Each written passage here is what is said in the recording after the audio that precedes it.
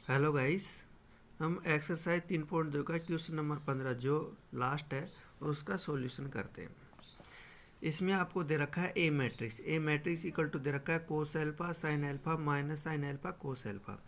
तो आपको prove to सिद्ध करना है ए की घात n equal to cos n alpha sine n alpha minus sine n alpha cos n alpha, जहाँ एन धन पूर्णांक है।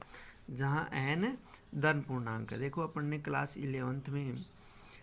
इलेवेंथ में गणितीय आगमन सिद्धांत पढ़ा था। गणितीय आगमन सिद्धांत पढ़ा था उसमें अपने को इसमें हल करने के लिए 3 स्टेप सिद्ध करनी पड़ती है। तो एक तो n बराबर 1 के लिए, n बराबर 1 के लिए, तो और एक n बराबर k के लिए और n बराबर k प्लस 1 के लिए आपको वही यहाँ पर सिद्ध करना है। तो n बराबर 1 की घात n इक्वल टू आपको दे रखा है cos n alpha sine n alpha minus sine n alpha और कोस एन एल्फा। ठीक है, तो n बराबर 1 के लिए तो यहाँ ए आ जाएगा, 1 आ जाएगा। ठीक है, और 1 रखते हैं तो कोस alpha sine alpha minus sine alpha और कोस एल्फा, जो कि सत्य आ रहा है क्योंकि आपको ए मैट्रिक्स दी हुई है, यही वापस आ रही है। ठीक है, एन का मान 1 रखने से ये जो ए मैट्रिक्स आपकी वो वापस आ रही है। ठीक है, ए इक्वल टू, तो ये आपका क्या आ रहा है, सत्य आ रहा है। ठीक है, अब माना परिणाम एन बराबर के लिए भी सत्य है, ये अपन ने मान लिया। आकि n बराबर के लिए भी क्या है, ये सत्य। तो a की पावर क्या हो जाएगी, n की जगह अपन क्या रख देंगे, k रख देंगे। तो कोस के alpha sine k alpha minus sine k alpha कोस के अल्फा। ठीक है, इसको इक्वेशन 1 मान लेंगे, इक्वेशन 1 मान लेंगे। सो दैट परिणाम n बराबर k प्लस 1 के लिए भी सत्य होना चाहिए, सत्य होना चाहिए। यानी कि गणितीय आगमन सिद्धांत ये प्रमाणित करता है कि ये समस्त प्राकृत संख्याओं के लिए सत्य है। इसके लिए आपको 3, जब भी वो कोई नियम या सिद्धांत बनता है, ठीक है, तो ये अगर सत्य है तो अपन देखिए इसमें 1 के लिए सिद्ध कर दिया कि इसमें कोई भी बीच की संख्या हो सकती है, और उससे अगली संख्या के लिए अपन ने इसको सिद्ध कर रहे हैं। ठीक है, तो a की पावर क्या हो जाएगी यहाँ पर, k प्लस 1, यानी कि k की जगह अपन क्या रख देंगे, n की जगह k प्लस 1, यह आ जाएगा cos k plus 1 into alpha sine k plus 1 into alpha minus sine k plus 1 into alpha और cos k plus 1 into alpha. ठीक है, ये आपको सिद्ध करना है। तो अपन क्या करते हैं, लेफ्ट हैंड साइड ले लेते हैं। लेफ्ट हैंड साइड कर, अगर ये सत्य हो जाता है तो समस्त प्राकृत संख्याओं के लिए सत्य हो जाएगा। तो a और पावर k प्लस 1, इसको आप क्या लिख सकते हैं, a की पावर k इंटू ए लिख सकते हैं। ठीक है, जो अपन ने पढ़ लिया। तो a की पावर k समीकरण 1 से रख देंगे। कोस, क्योंकि अपन ने ये माना है sign k alpha minus sine k alpha कोस के अल्फा। ए आपको ऑलरेडी दिया हुआ है, ए आपको दिया हुआ है cos alpha sine alpha minus sine alpha और कोस अल्फा। ठीक है, इसको इक्वेशन 1 से रख दिया, ए की पावर के का मान, और ये आपको इस प्रकार से आ जाता है। इसको अपन क्या कर लेंगे, अब मल्टीप्लाई कर लेंगे पहली पंक्ति को पहले कॉलम से। तो कोस के अल्फा को कोस अल्फा से गुणा करते हैं तो क्या आ जाता है, कोस के अल्फा कोस अल्फा प्लस इस साइन के अल्फा को माइनस साइन अल्फा से गुणा करते हैं।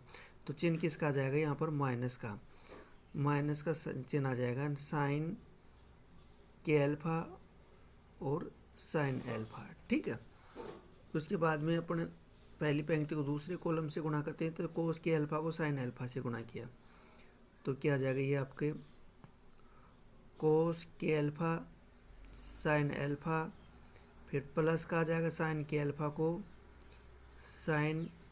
अल्फा को कोस अल्फा से गुणा कर दिया। ठीक है, ये आपका आ जाता है। अब दूसरी पंक्ति को पहले कॉलम से गुणा करते हैं, तो चिन्ह किसका आ रहा है, माइनस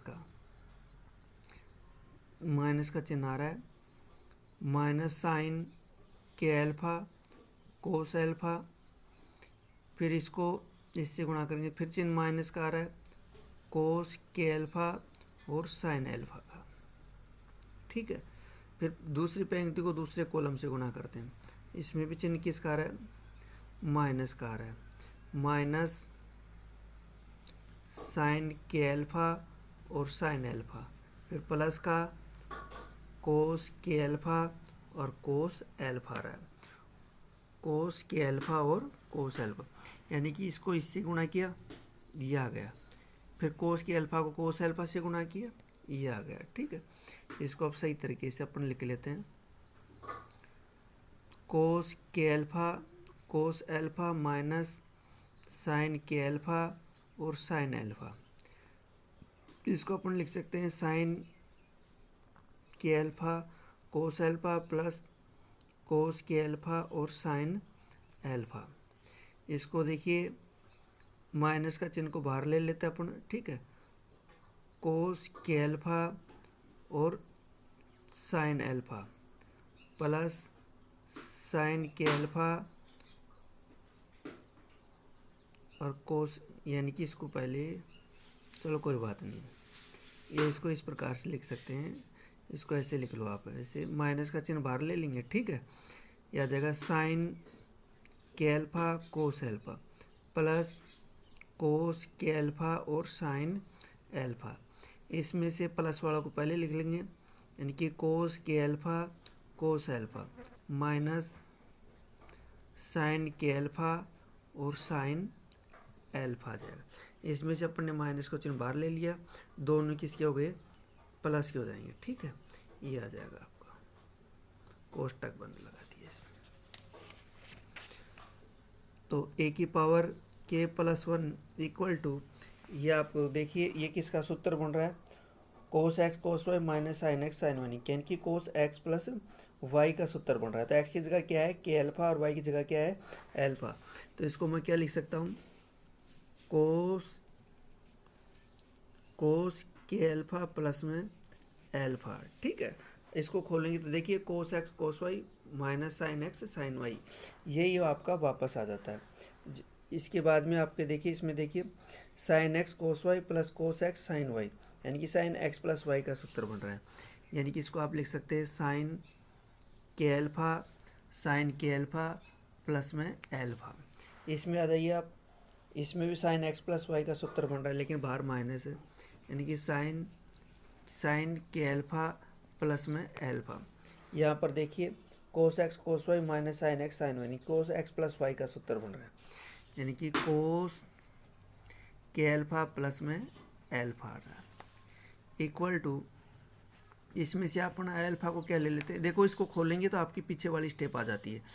11th में ये सारे सूत्र अपन ने पढ़ लिया, तो k plus 1 into alpha sine k plus 1 into alpha minus sine k plus 1 into alpha और कोस के प्लस 1 इंटू अल्फा। ठीक है, जो हमें सिद्ध करना था ये वाला, ये यहाँ पर आ चुका है। ठीक है, इसलिए परिणाम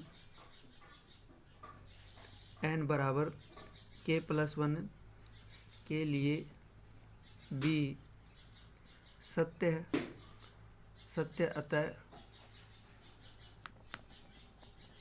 गणितीय आगमन सिद्धांत से प्रमाणित होता है कि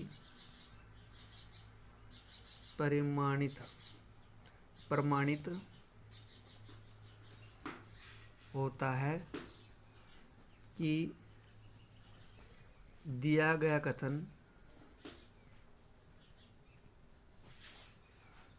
a की power n equal to cos n alpha sine n alpha minus sine n alpha cos n alpha समस्त प्राकृत